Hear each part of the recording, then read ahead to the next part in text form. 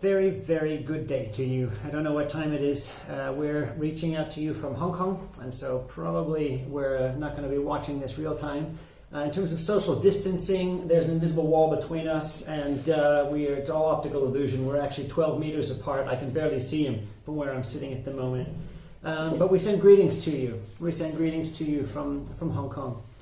The title of this, I think, is Messages from the Future, and I think part of that is hinting or nodding towards the fact that, at least from the perspective of Hong Kong, since February, we have been walking this particular journey. In fact, in Hong Kong, we've had the second bout. We had the first wave that came through, and then the second rebound as people returned. But I think part of the heart of what we wanted to share is encouragement that, one, it gets better. The world is still complicated, but the panic can settle somewhat, and then from that, as it settles, we can then be looking at how we bring change. But before we just sort of share anything, I'll just introduce myself. My name is DJ. I have the privilege of being one of the directors at a non-profit organization called Crossroads Foundation, headquartered in Hong Kong. And I'm Matthew, and I'm also a director here at Crossroads, and I focus on strategy, and I'm also the CTO, so a bit of a technology angle to talk about later.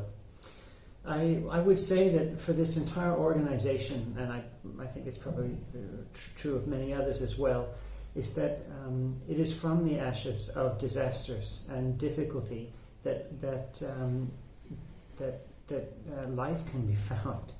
I remember many conversations post the financial crisis where people actually had left that sector as a result of that crisis and entered a new area of life, a new arena that was far more satisfying to their souls, but that they felt was beyond their reach prior to that complexity. I've actually watched many NGOs begin as a result of a difficulty, a disaster. One NGO I'm aware of was born because the head gentleman was a lawyer sent to Rwanda as the chief prosecutor, and daily he was looking at thousands of bodies, corpses there. And post that time, he returned back to his home country, the States, and at that time he then reached out to all these NGOs that he knew and said, are you ever in a place where you need legal representation because the local law enforcement either cannot or will not address a need? And every NGO that he reached out to came back in the affirmative, and so he launched a legal NGO called IJM that helps many around the world. I think even for Crossroads, disasters have been at the very core both of who we are but also how we serve. Very early on, our directors, a very lovely couple, they were based in Hong Kong at that time, and they were using their skills, words and numbers and accounting and PR, helping NGOs in Asia. And one day, this was the side pro bono work they were doing, one day a disaster struck northern China, a flood hit, 2 million people were displaced, and winter was fast approaching with temperatures of minus 40 degrees. And one of the NGOs that they'd done a few business plans for called out to them and said, look, we need clothing for 2 million people. You have a decision to make at that moment. You can either pivot and respond, or you can pivot and just book it. They wanted to help. They didn't know what to do, and so they began to reach out to those around them and said, what do you have? And quite amazingly, 2 women came back and said, we've got 19 boxes of clothing. We want to give them to people in need. We just don't know anyone in need. Do you know anyone in need? And I knew 2 million.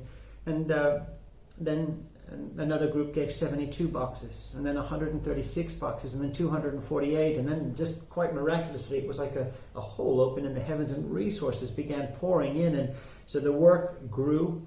And in its size, it grew to first Hong Kong's old airport, and now it's situated in an old army base. It grew in reach from just that one place in northern China to now impacting over 100 countries around the world.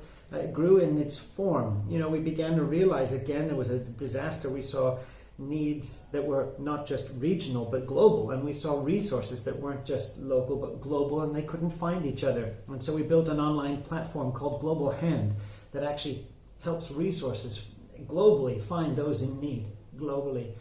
So bit by bit, our work grew in many ways as a response to disasters. because at its very core, there were those who were in need, they mattered, and so then we stepped back and said, now, how do we as an agency respond to those in need, despite the circumstances, or maybe as a result of them? A couple of examples from COVID, and as Matt will share now. Yeah, sure. So those of you joining in today won't generally, I think, be familiar with our services. So I thought I'd give a little bit of a before and after snapshot of just one of our services to help then illustrate how pivoting in response to the situation has been happening here. So here's a typical story of our organization. Someone in Hong Kong, let's say a business, has furnishings that they are going to upgrade, or has surplus stock in their warehouse that is not going to go to market. And so they don't want to trash it, they want to make it useful to someone. So they call up our organization, they email our organization and ask if we'd like it. And there's some toing and froing that happen, largely managed by volunteers in an office here on our campus to help figure out what we can and can't receive and then make arrangements to get it. A little later on, we're going to jump to the other side of the transaction, and now you might imagine a family in Hong Kong or a local non-profit organization that has need of furnishings or other items to equip their work, or in the case of a family, to equip their own livelihoods, their own homes. And so their social worker or the members of the charity would reach out to our organization and ask to set up an appointment to come to our physical warehouse, and on that appointed time, our volunteers would help them to select from our warehouse items that suit their need. And then many volunteers would further assist in replenishing that stock from the inbound donation stock. So there's a typical set of transactions that allow us to turn the generosity of some people in Hong Kong into benefit for others in Hong Kong.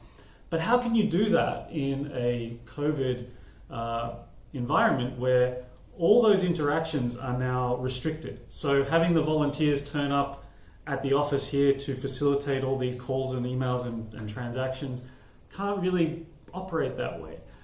Having volunteers receiving people coming in significant numbers from the community to browse our warehouse, that also can't be facilitated because of social distancing. So in the absence of any change, those services would need to cease. Now, of course, the needs themselves are incredibly real, in fact, are amplified in the current crisis situation. So stopping really wouldn't be an option that we'd want to countenance. So how do we continue? So I wanted to sort of mention three, principles that have helped us to provide some continuity of our services. And in fact, they're things that that aren't triggered by COVID in themselves. They're principles that work in any context to increase the impact and effectiveness of our organization, but their value becomes amplified and highlighted and made more urgent in the case of COVID.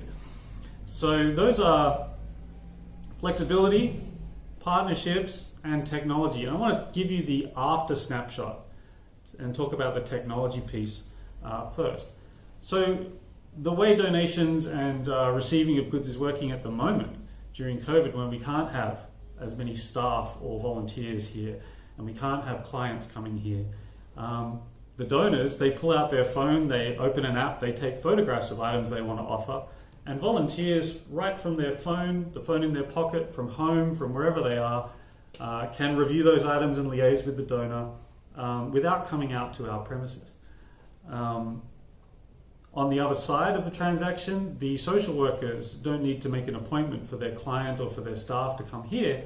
They can browse a virtual warehouse and see what stock is available and request certain items, and then a smaller number of people is able to process those into vehicles to have them dispatched. And so by going mobile, which is something we've been working on in fact for some time, we're able to provide continuity of service, not at the same rate necessarily, but at a far greater rate than if we had to simply cut it off. So a couple of years ago, we commenced a project called Good City, which was in fact this suite of apps, public ones as well as ones for our volunteers and staff, to allow our services to be delivered in the pocket of the service users, the donors and the recipients. We were doing this to increase our capacity in general, because there's just a limit to how much office space and how many volunteer hours you can accumulate in one place.